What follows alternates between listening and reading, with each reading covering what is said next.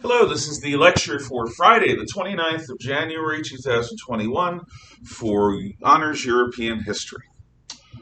We had yesterday discussed, among other things, some of the ideas in Marx's communist Bible, Das Kapital, otherwise known as the money.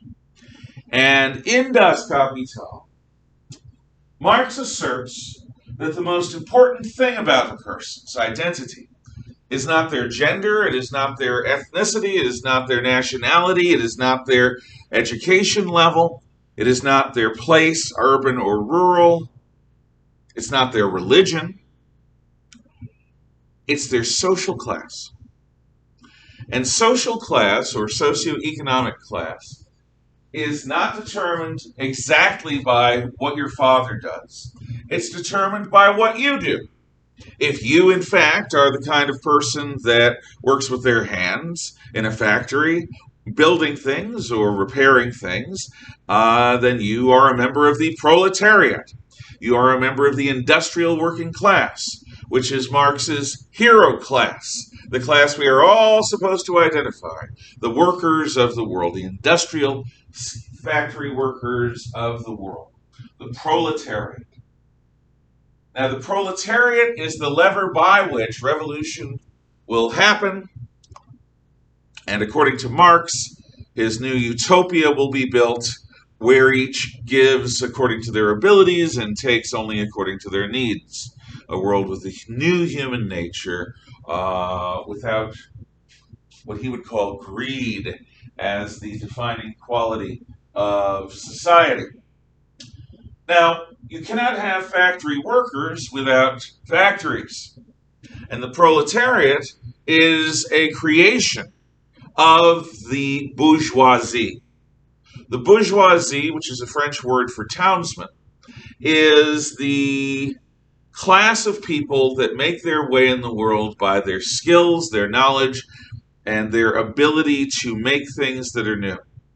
So everyone from businessmen to bankers, lawyers and doctors, teachers and architects are all members of the bourgeoisie.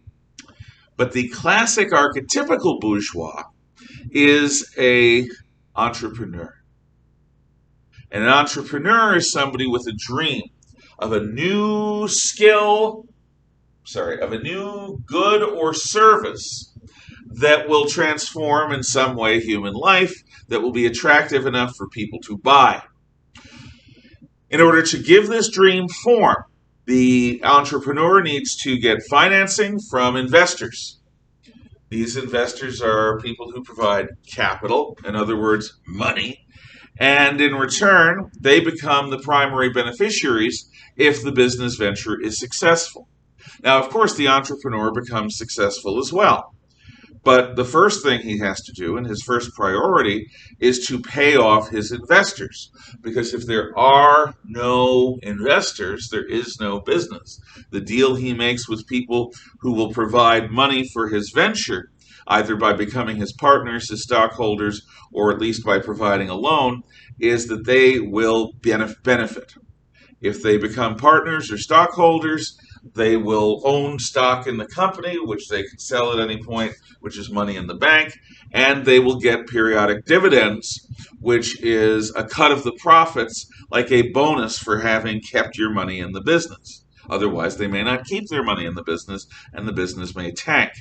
So, it is the stockholders who make the dreams of entrepreneurs possible, the stockholders, the investors, and it is the stockholders, the investing class, that Marx would call the primary beneficiaries of free market enterprise, what he calls capitalism or moneyism. Now, these are the two new industrial classes. Both of them are characterized by their quick-wittedness. Proletarians need to become educated on the machines because they're going to be working with them. They need to become able to work in tight coordination with large groups of other proles under the supervision of the bourgeoisie. Therefore, they need to become adaptable, educable, organized, and concentrated. And these are going to be the sources of its power. Now, this is contrasted with the two pre-industrial social classes. The peasantry is scattered and isolated around the countryside, hidebound in their traditionalism. They are not used to learning lots of new things. They slowly learn the tasks of their parents by watching and being with their parents over more than a decade of time. And this characterizes them. Their stick-in-the-mud conservatism, their unwillingness to change, their superstitious faith, as Marx would call it. All of these things make the peasants basically perennial victims. And the long history of inchoate failed peasant uprisings prove this, as far as Marx is concerned. The peasantry is a hopeless exploited class. The exploiters in the pre-industrial society are the inherited aristocrats, people who inherit their authority. And the aristocrats learn to kill and rule and lead and manage and organize, everything the peasants do not learn how to do. So that when those peasants do become troublesome or uppity, the aristocracy can shut them down hard. And again, the long history of failed peasant uprisings proves this point as far as Marx is concerned. But the aristocracy, like the peasantry, is not quick-witted, highly educated. They're not people who are used to rapidly having to adapt to massive, quick change. So this is a sort of common factor between the two pre-industrial classes. They're both kind of manana-oriented. They're slow-paced, laid-back, almost sleepy. Although the aristocracy is certainly awake enough to predate upon the peasantry. The bourgeoisie, in creating the proletariat for their purposes, exploit the proletariat. They also have a hunter-prey relationship or a parasite-host relationship, and they exploit the proletariat. So, given all of this, Marx concludes that classes are inherently in opposition to one another, and their natural state is to struggle against one another. One should not be a willing slave. The peasants tried struggling against the aristocrats and failed. But proletariat, because it is concentrated, because it is used to working together, having a group become more than the sum of its parts, because it is used to learning new things, because it is highly technical, and because that's where the factories are, the proles are where the machines are, the proles are where the means of production are, proletariat is going to have a way of changing things that the peasantry never had. One of the things that holds everyone back, according to Marx, is their religiosity. Marx is a thoroughgoing Hegelian. Marx believes that the world is material. If it ain't matter, it don't matter. And if this is the only life, and the body is the only reality, then the needs of the body outweigh the needs of the mind or the conscience or the soul. Whereas 18th century Enlightenment philosophy was after liberating individual liberty, freedom. 19th century Marxist socialism is after a communal utopia whereby everyone's physical needs were met, conscience be damned. 18th century Enlightenment liberalism, Lockean liberalism, is oriented towards the individual. Marxism is a variant of socialism, oriented towards the group. The needs of the many outweigh the needs of the few or the one. So, religion's a drug, a manipulation tool designed to get people to forego justice in this life in order to achieve bliss in the next, which Marx calls absolute foolishness because he contends there is no next life. So that's where we've been. Now, Marx is a man who understands the value of history. Marx studies it. He understands that if you want to understand what people are capable of, literature and philosophy, theology and sociology, psychology even, are all interesting theoretical approaches to the study of human beings. But if you want to get to the heart of it, study history. Because history is the study not of what people might do according to some theoretical model, it is the story of what people have actually done under a variety of circumstances over the last 4 or 5 millennia. As such, Marx uses a historical analysis to make his case, arguing that there are 3 eras of history, and that these eras of history indicate where we are sociologically, economically, morally, and they are determined by what we do, how we organize.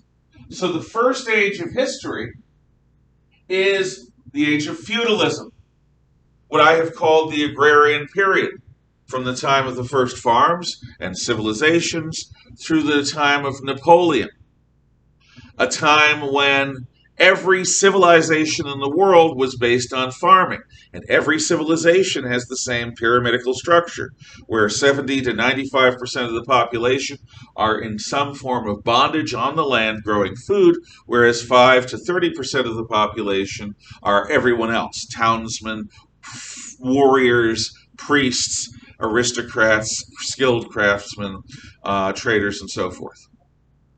That is the age of feudalism. And in the age of feudalism, in broad terms, the aristocrats inherit their power from one another, and the peasants inherit their bondage from one generation to the next. The era of feudalism produces civilization. We're no longer in a state of savagery. That's a good thing as far as Marx is concerned. But it's a primitive, oppressive civilization. The second age of mankind, the second age of Marxian history, is the age of capitalism, the age of money. A money-oriented, greed-oriented society. Who makes the age of capitalism? The emerging bourgeoisie. Those people who had been guildsmen in the towns and cities of the Middle Ages break out of the limits of the broader countryside around them, and they start innovating new things. This is what the historian Cleon Skousen calls the 5,000-year leap. Skousen connects the 5,000-year leap, which is the development of industry, to the unleashing of the human imagination through liberal freedoms and I don't mean modern liberal progressive, I mean Lockean liberal, what we would call today conservative, ideas of individual liberty and freedom in Britain and in the emerging United States, and in even some of the states of Germany. This 5,000-year leap idea is simply that in the last 200 years of industrialization, we have done more to change the world than in the previous 5,000 years. Well, Marx agrees with that basic assessment, and his analysis says that the 5,000-year leap is a result of, liberalism and bourgeois ideas, basically allowing entrepreneurs to have the freedom to ask for money from investors to develop these brand new ways of living and of doing things and of making things and of selling things. And that those entrepreneurs usher in a new way of life, the way of industry. And industry is dedicated to providing money to the investor class, which makes the dreams of the entrepreneurs take form. So, in the age of industry, for the first time, human beings not only have a marginal food surplus, which we've had since the agricultural revolution in places on Earth 10,000 years ago, but we also have an increasing food surplus. We also have boots in plenty, shoes, socks, shirts, trousers, belts, in plenty, undergarments in plenty, hats in plenty, chairs, tables, houses aplenty. Suddenly, the industrial capacity for hyperproduction radically increases the tempo of life. More raw materials, ever increasing numbers of raw materials are needed to be converted into increasing numbers of finished products, and those finished products are going to make life better. Marx doesn't deny this. He doesn't deny that factories' production makes life better. In fact, he counts on that.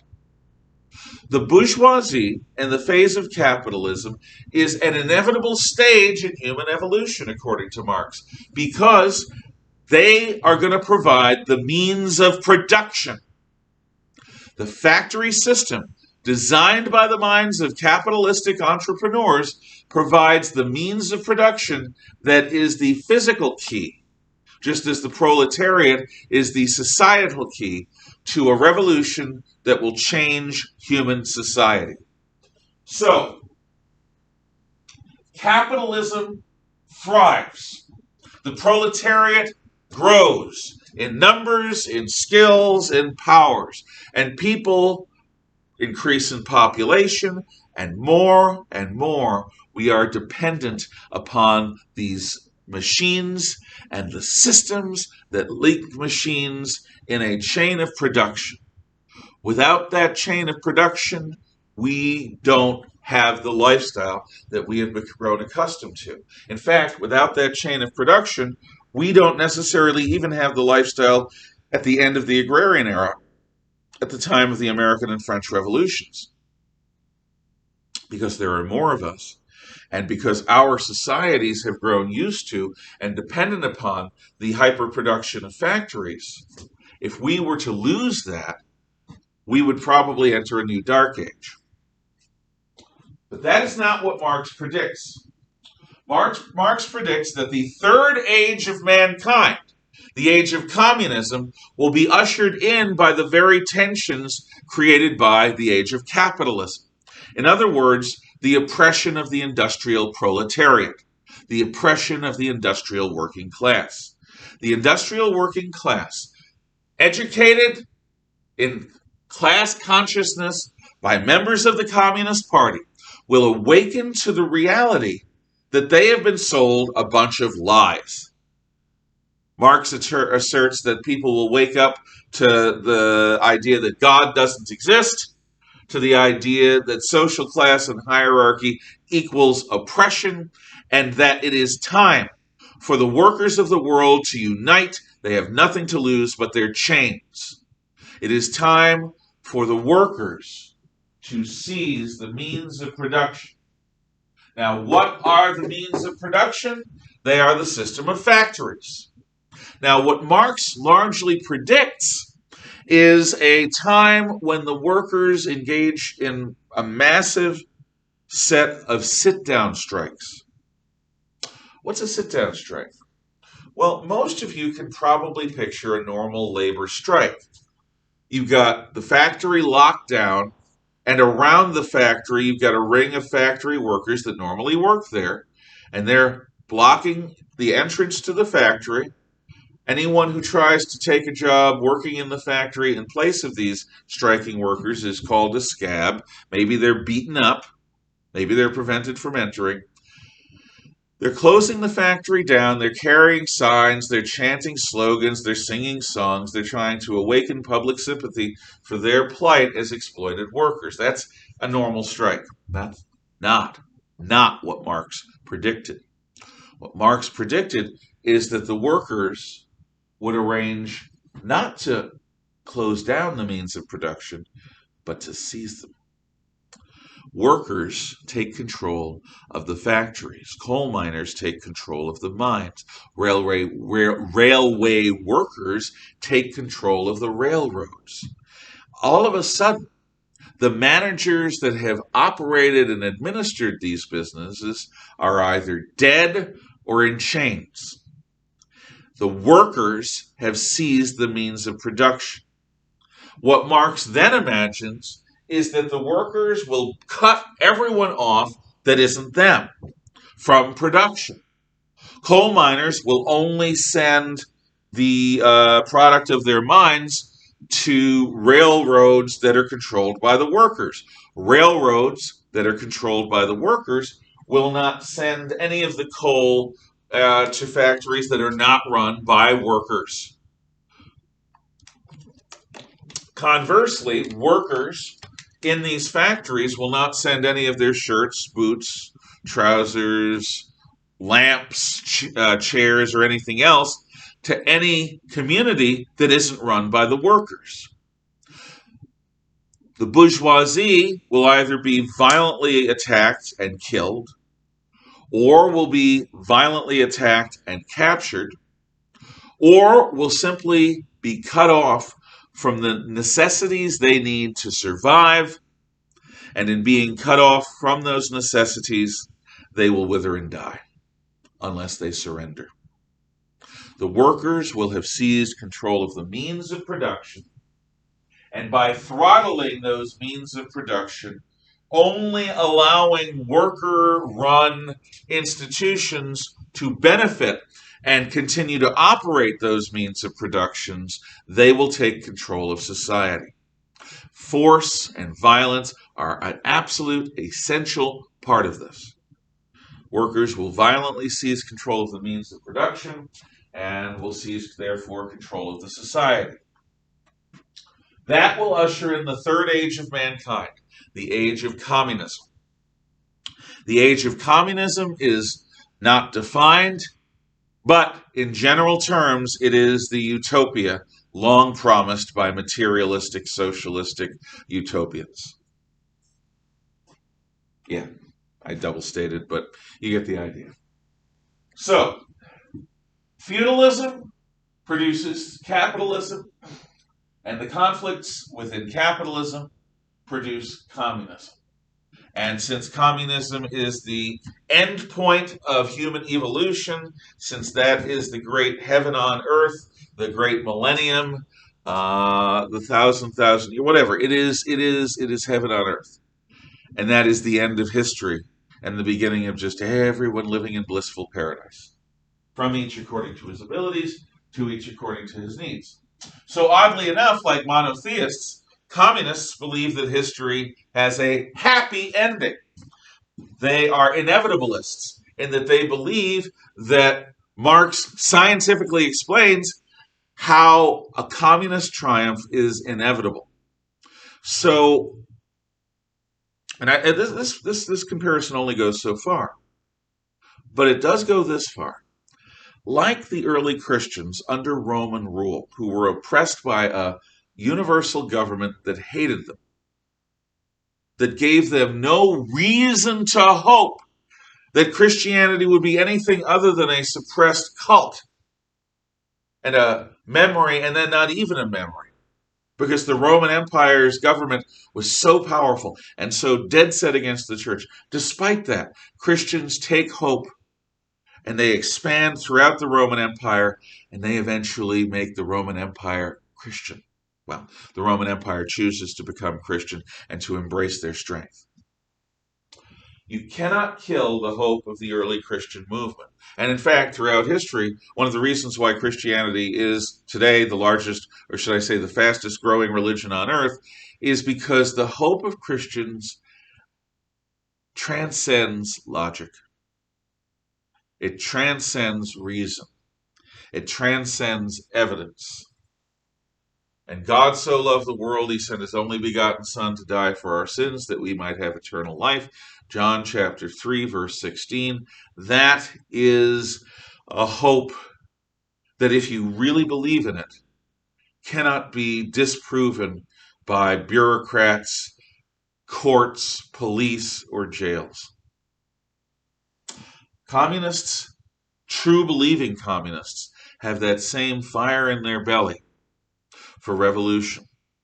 And so long as they have the true faith, none of the failures of any of the other communist movements matter. None of the problems that communism encounters in its genuine attempts to take over the world matter. Because inevitably, sooner or later, someone's going to apply Marx's ideas correctly. Sooner or later, they're going to have real communism, and they'll just get it right. And all the mistakes and all the suffering and all the false starts won't matter at all, because in the end, heaven on earth, utopia. That kind of faith moves mountains. That kind of faith alters the course of history.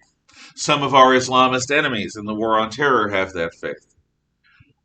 Throughout the history of communism, from the early to mid 1800s to now, many communists, more than others in certain times and places, but many communists have had this faith, and that has made them very dangerous. Don't think for a moment that communism disappeared with the fall of the Soviet Union. Don't think for a moment that communism and its attempts to overthrow our government and society and all other governments and societies on earth to make a universal communist system for all people has ever gone away. It has not. Communism is alive and well in the world today, and not just because of the Chinese Communist Party, although they are its greatest advocates.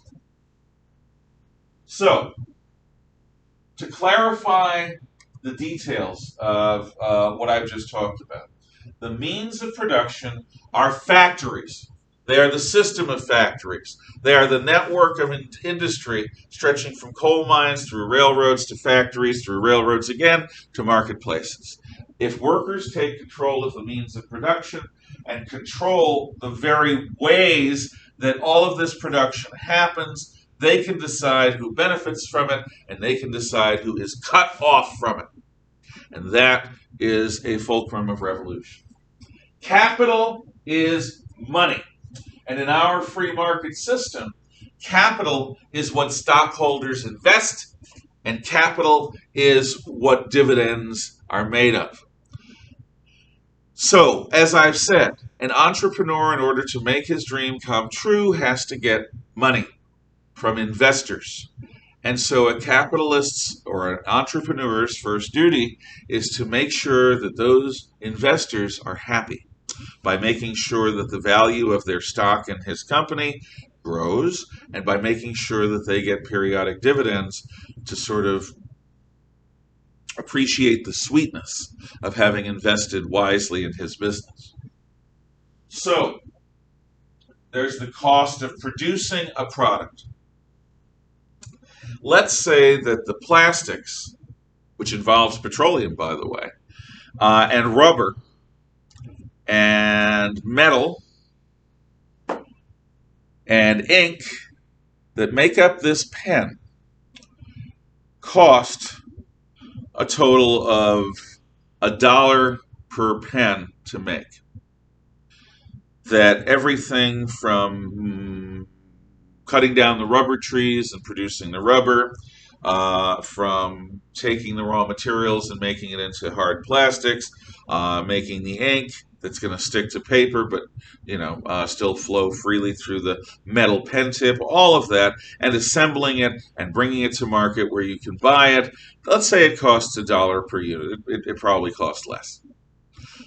That's all production costs, from the raw materials to the production to the transportation to the marketing, the design, everything. This pen, in our example, costs $1 to make.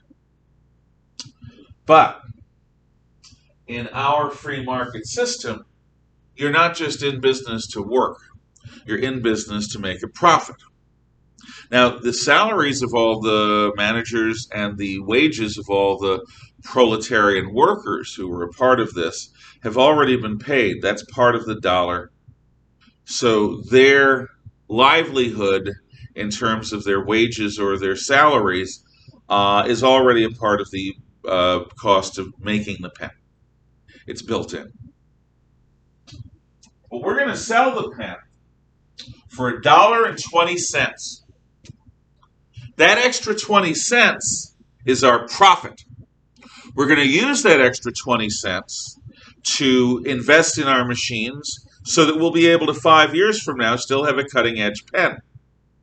We're also going to use some of that to put into savings, but about half of that extra 20 cents, about 10 cents for every pen, is going to be given in dividends to the investors. That is the reward they have for continuing to keep their money in our business. They are paid. Capital breeds capital in a successful business. You invest capital, and that capital grows and multiplies like garden vegetables. So that is our system, broad strokes. Capital is the profit that you make. So another word for capital is money, another is profit. But Marx says, no, no, no, no, no. Under communism, we will have surplus value, not capital. And surplus value is fundamentally different, Marx asserts. Here's the difference. If you're even going to have money, and we're going to use money equivalence because so far every communist country has money, and even a communist system that you could imagine that doesn't have actual dollars or yuan or whatever, RMB, is going to have rubles, is going to have some credit system to keep track. So, money. It still is going to cost $1 to make this pen. Under communism, workers need to get paid and people need to manage the factory, the workers. The idea of a factory without managers is something, no, communists assume that workers can rise to the level of managers, but workers still need somebody to coordinate their efforts. So this pen still costs $1 to make. But in the communist marketplace, and there is such a thing, in the exchanges of goods and services, the value of this will be the equivalent of $1.20. So it's the same product assessed at the same basic value in whatever mode of exchange is being used. But what is done with that surplus value? The value of this pen beyond its production costs. That's what Marx says is going to be different, fundamentally so. Because some of that surplus value is going to be used to make sure the factory is kept in good repair and all the things you need to do to keep your business current.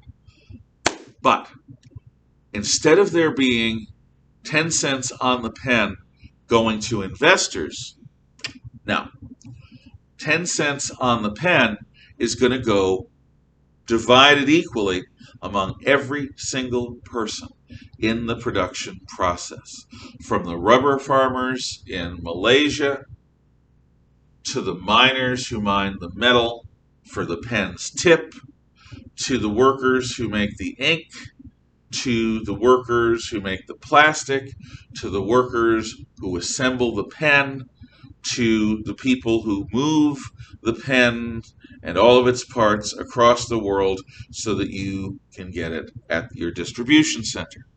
Instead of capital going to the investors who made the business possible by investing in the entrepreneur's idea, the surplus value will go to every single person in the production process equally.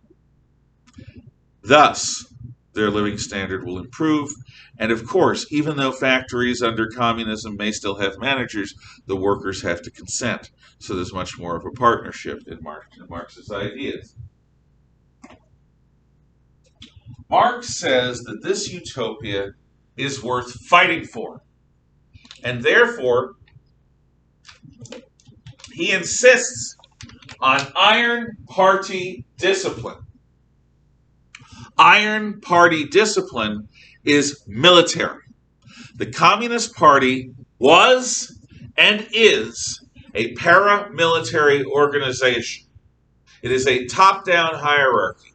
Even though they say they strive for an egalitarian society without any undue hierarchy, communists absolutely are under the orders of people above them, in the party structure. So it was, so it is, so it ever shall be, so long as there are communists. They will be an army.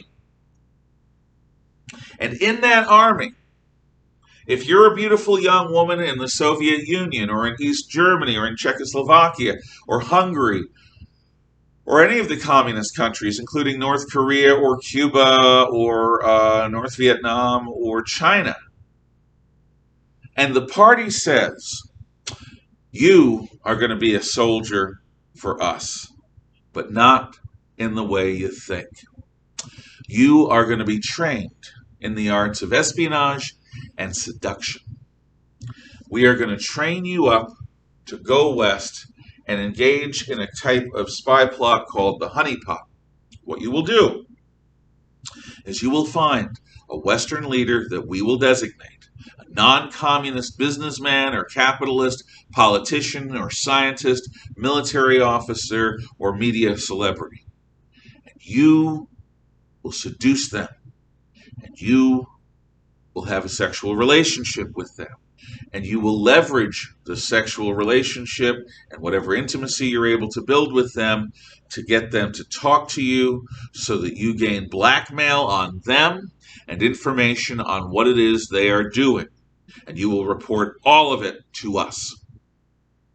Now, in any society that's liberal, that believes in the liberty of the individual, such a request is a horror show.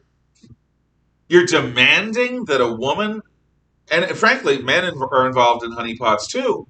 You're demanding that a person engage in the most physically intimate of acts, an act that could result in a child, an act where you're smelling their breath, where you're breathing in their scent, an act where there is no privacy whatsoever.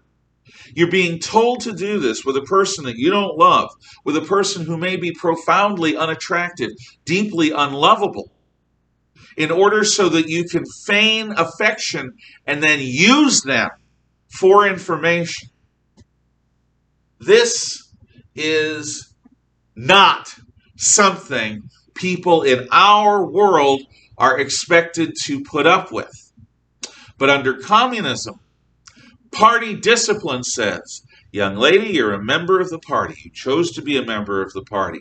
You come from a family that's a member of the party. The party decides. Otherwise, the revolution won't happen. Only if the party is given first loyalty will the revolution happen.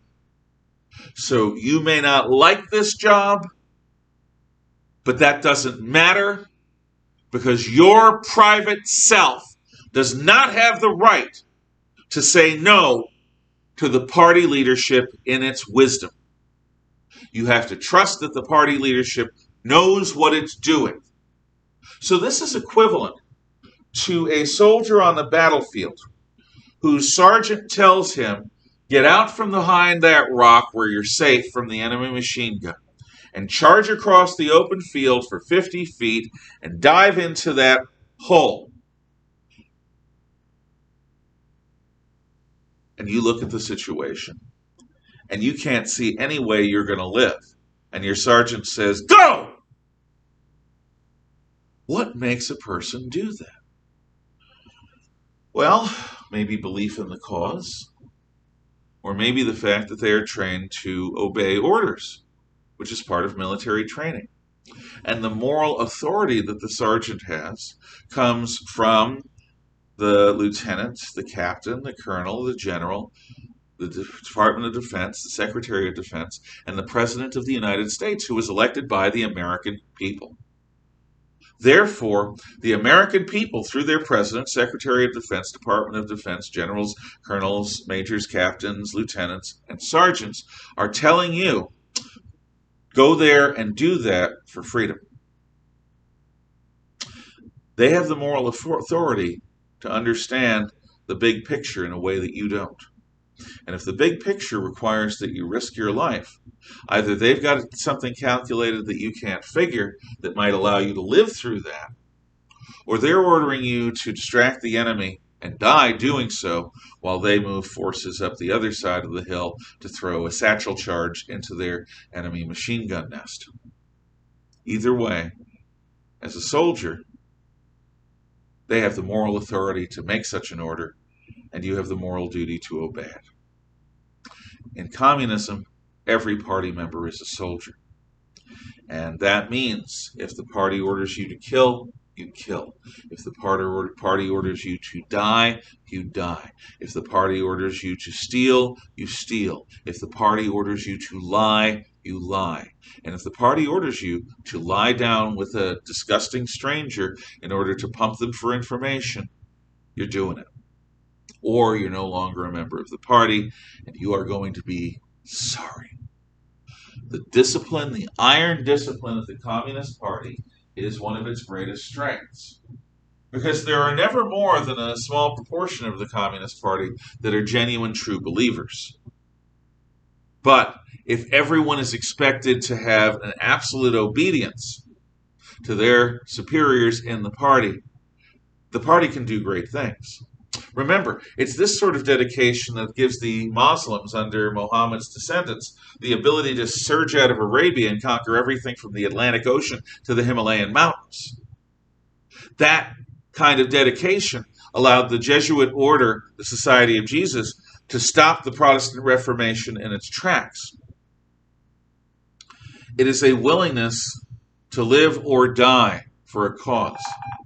So,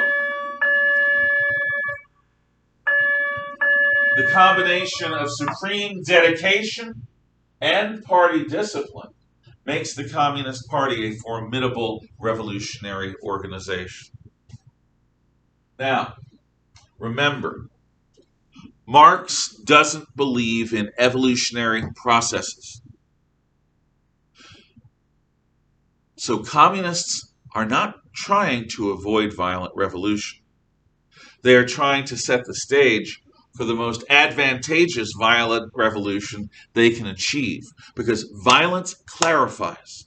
In the case of a messy, evolutionary, social democratic or American liberal progressive approach to the very same sort of material utopia that communists go for, evolutionaries, like in Western Europe and the United States, have to accept compromise after compromise after compromise. They have to defer the dream hundreds of years, but they're always making some form of progress towards it.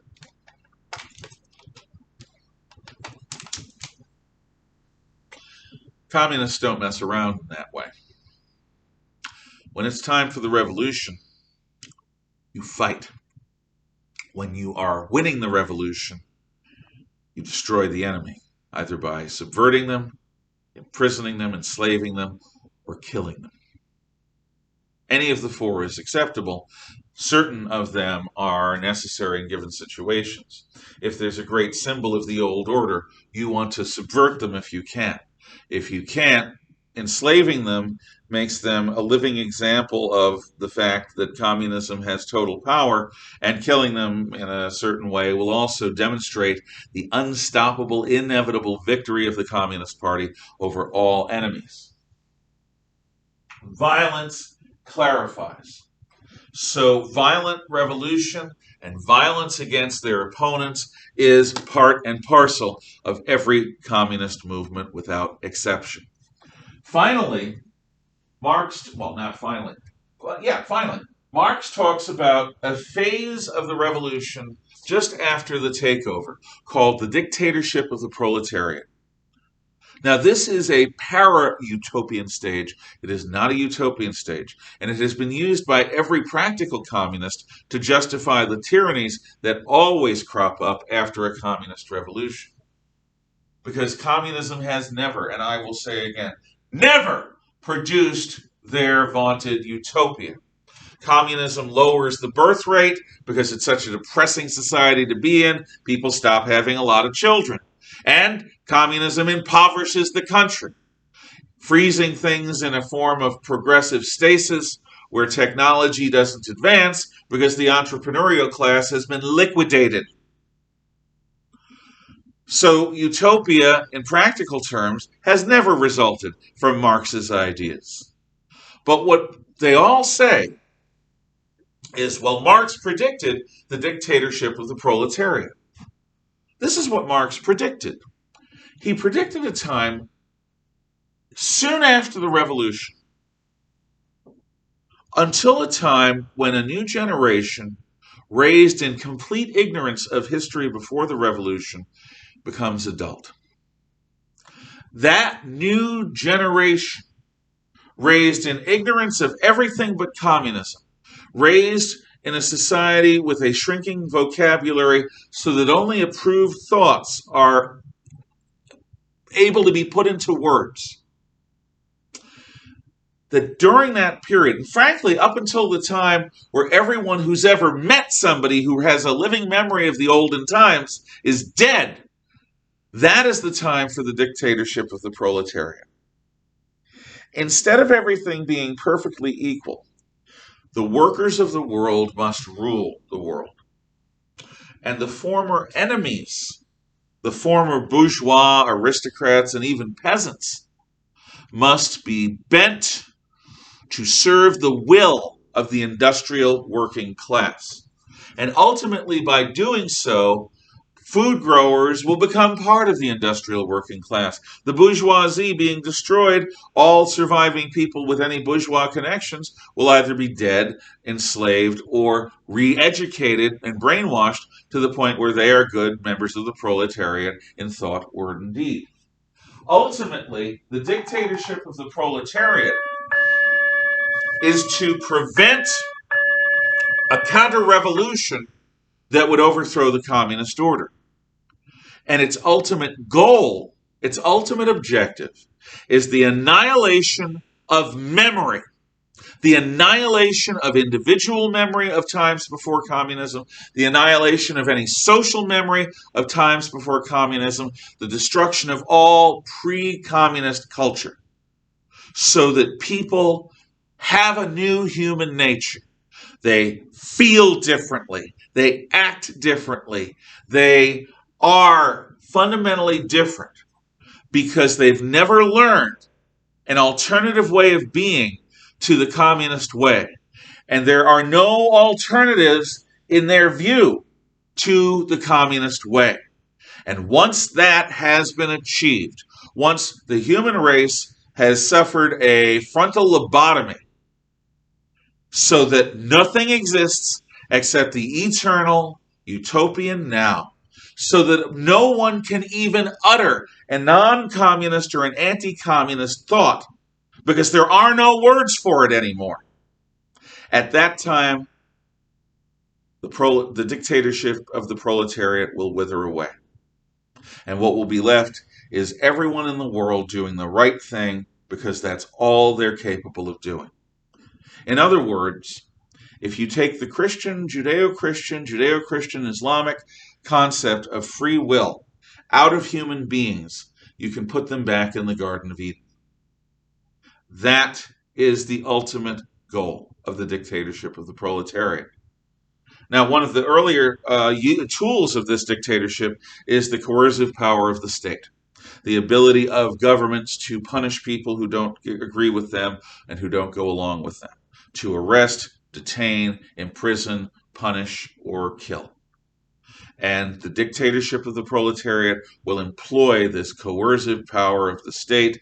The state will wither away as the dictatorship of the proletariat withers away, and then you have utopia. So Marx does actually deal with the problem of free will, and he deals with it through its ultimate annihilation.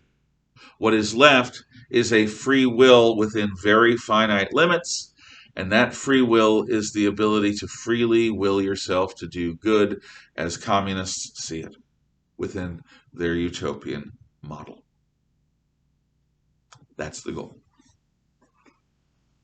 It's never been achieved, ever. Now, Marx is not the only author who talks about socialism. And Marxists are not the only variants of utopians or socialists out there. There are literally hundreds, maybe thousands, of variations on the socialist principle. And in your notes on this page, you'll see them. Just a few listed. First of all, let's go over some of the basic tensions in communism. You have tensions between internationalists and nationalists. Remember the song The Internationale that I played or that you listened to online? Well, that is the song of the Communist International, the Comintern. And what that means is all communists everywhere are part of a global conspiracy to take over nothing less than the entire planet. The Internationale is an earnest of their belief that the workers of the world are the same, regardless of whether they are in Asia, Europe, Africa, South America, North America, Australia, or Antarctica. The workers of the world are primarily defined by what? Their social class. And their social class is of proletariats. So the workers of the world should unite. I think what I'm going to do is actually, I'm going to leave it here for today. Remember, you have a chapter survey due Monday. There'll be a quiz on Monday. And as a reward to those of you who did what I said and watched every single minute of my video, I'm also predicting next week there will be a quiz. That's the quiz sound. There will be a quiz on everything we have done so far in Unit 3, from the Congress of Vienna up through Marxist theory in Das Kapital and the various isms of socialism.